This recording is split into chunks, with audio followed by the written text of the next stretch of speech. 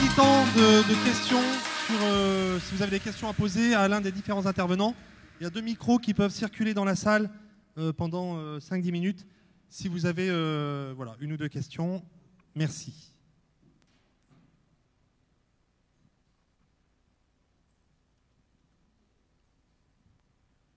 Robert de Palamini, président des AFC de la Haute-Garonne.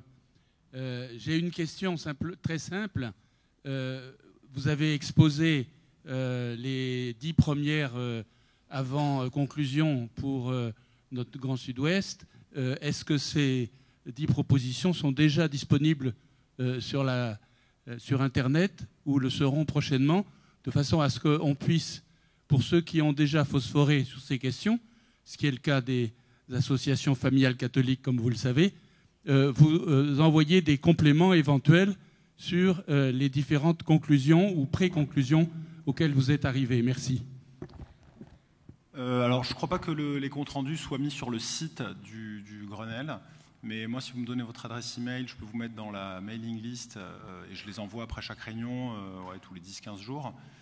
Et alors après, je n'ai pas entendu, il y avait une autre question? Ou non, c'était juste ça? D'accord, ben voilà, je vais vous donner mon adresse email et puis on se met en contact. Et toutes les personnes dans la salle qui veulent participer, m'envoyer une contribution, vous êtes vraiment invités à le faire. Et je centralise tout ça. Et alors les propositions, alors il y en a beaucoup, il y en a pas mal qu'on a un peu recalées, qu'on met un peu de côté quand elles ne suscitent pas vraiment le débat, qu'on sent que c'est un peu des petits trucs, des petites pistes. Donc moi je vous ai cité les 10 qui m'ont paru cet après-midi comme étant les plus pertinentes à ce stade, mais voilà, on en a pas mal d'autres en stock.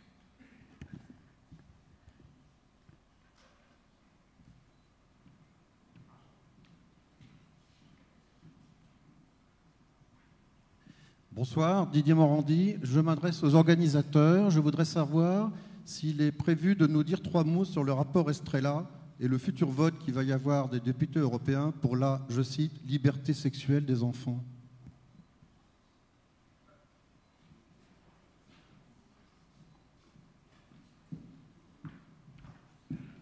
Oui, Didier, je réponds pour Ludovine. Elle va aborder ce point juste après. Voilà, pas de souci. Est-ce qu'on risque... C'est bon, ça marche. Est-ce qu'on ne risque pas d'avoir des groupes de pression qui pourraient aller jusqu'à demander que la pédophilie, pourquoi pas, soit instaurée en France? J'ai lu des témoignages comme quoi ça se faisait aux États-Unis, et est-ce qu'on peut craindre la chose suivante?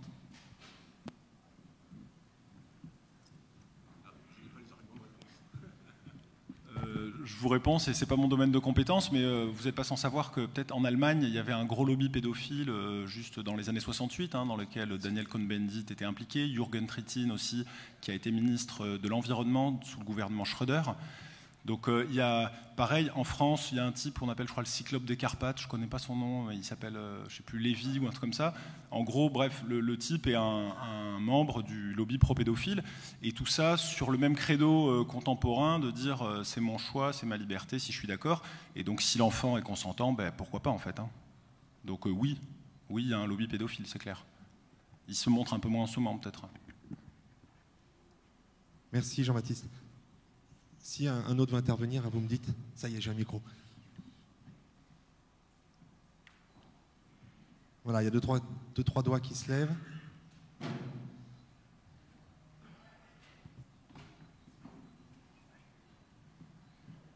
Merci, bonsoir. Olivier Lambeau. Le week-end dernier, il y a 15 jours, il y avait un salon du livre franc-maçon à Toulouse qui était quand même payé par la mairie, payé par le conseil général. Conseil régional, les affiches étaient partout. Donc on a bien vu que les francs-maçons étaient à la manœuvre. Il me semble que certains élus qui ne sont pas du même parti que ceux qui ont le pouvoir ici auraient pu agir et brailler parce qu'on dépensait l'impôt du citoyen pour ce type de manifestation qui est de la propagande. Il faut savoir que des élus qui sont pourtant de l'opposition sont allés à ce salon.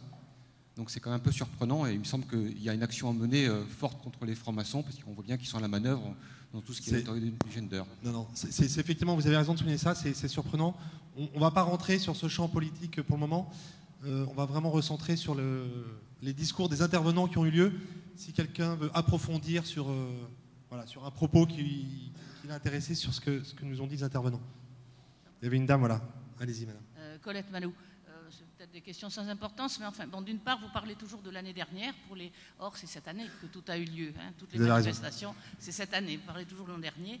Bon, ça, c'est pas grave, c'est une mise en point. Ensuite, ça n'intéressera peut-être personne, mais moi, je suis très surprise. Personne n'a donné d'explication sur l'effacement de Frigide Barjot, que moi je ne sais pas ce qu'elle a fait, mais néanmoins c'est elle qui a été à l'initiative du mouvement. Et pourquoi n'en parle-t-on pas, ou même plutôt la condamnons? Les associations actuelles, plus ou moins, la condamnent. Moi je ne sais pas pourquoi. Voilà, un grand merci à Frigide pour effectivement ce qu'elle a apporté à la Manif pour tous. Je laisserai peut-être Ludovine en parler lorsqu'elle sera tout à l'heure avec nous sur scène. Oui, Serge Arismendi, président de la Manif pour tous Pyrénées-Atlantiques. À propos de ABCD de l'égalité, je voulais vous dire que dans l'Académie de Bordeaux, nous sommes aussi concernés par les programmes ABCD de l'égalité dans l'école primaire, de la grande maternelle jusqu'à la fin de l'école élémentaire. Nous n'avons pas encore réussi à avoir l'identification des écoles dans lesquelles ce programme va être expérimenté. Ça me paraît extrêmement important que les associations de parents d'élèves essayent de savoir auprès de l'inspection d'académie quelles sont les écoles qui sont concernées, quels sont les professeurs qui vont être formés, car c'est le seul moyen pour nous de demander des comptes aux chefs d'établissement et aux professeurs. Donc je vous incite, dans tous les départements qui sont concernés par la mise en œuvre de ce programme expérimental, qui sera généralisé en principe à toute la France l'année prochaine, à aller vers les inspections d'académie pour essayer de savoir quelles sont les écoles qui sont concernées et dans lesquelles les professeurs vont être formés cette année à l'occasion des temps pédagogiques. Merci.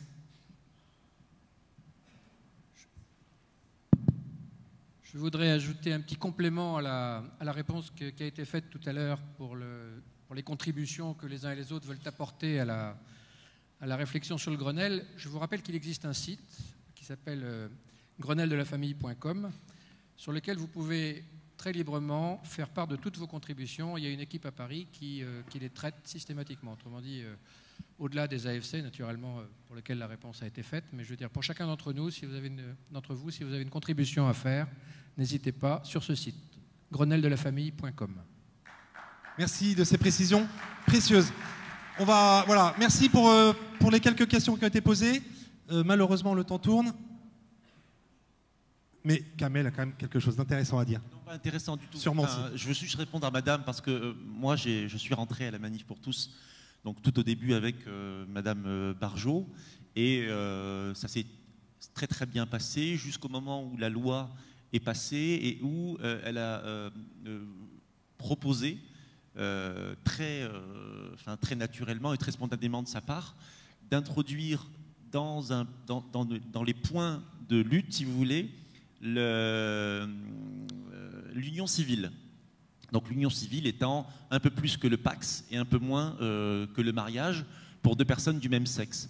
Ce que nous avons fait, nous, en interne, on a lancé une consultation, si vous voulez, et dans cette consultation-là, il est remonté très clairement que ni les gens qui travaillaient en tant que bénévoles à la Manif pour tous et ni les gens qui plus ou moins étaient dans nos cortèges ne voulaient défendre cette cause de l'union civile. Donc ce qui s'est passé, c'est qu'elle était porte-parole avec moi, avec d'autres, et on a discuté, et on a dit, écoute, puisque tu veux porter, ça te tient à cœur, cette union civile, tu peux le faire, mais en dehors de la Manif pour tous, à travers ton mouvement qui s'appelle, je me souviens plus comment il s'appelait, l'avenir, voilà, l'avenir. Et donc, elle n'a pas été trop d'accord, elle a pensé qu'elle avait tellement raison que nous devions, nous tous, suivre cette conviction-là. Or, pour beaucoup, et pour moi particulièrement, je n'ai pas la vocation à me battre, je dirais, sur le champ sociétal pour l'union civile. Je n'ai pas envie de le faire. Notre accord de départ était la loi Taubira, le gender, etc.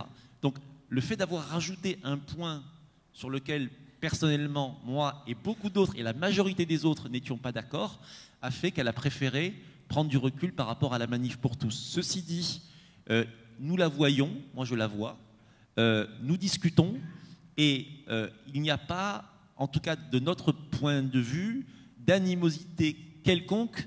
En revanche, la presse et les journalistes ont tout fait pour beaucoup diviser et mettre de l'huile sur le feu sur ce qui au départ n'était qu'un point de divergence, mais un point important. Parce que, et alors, quand à la dernière manifestation, par exemple, lorsque le 26 mai, Xavier Bourgibaud, qui est un ami aussi, qui était favorable, lui, comme Madame Barjot, à l'union civile, a parlé de ça sur l'estrade devant 600 000 personnes à Paris, il s'est fait huer par la foule.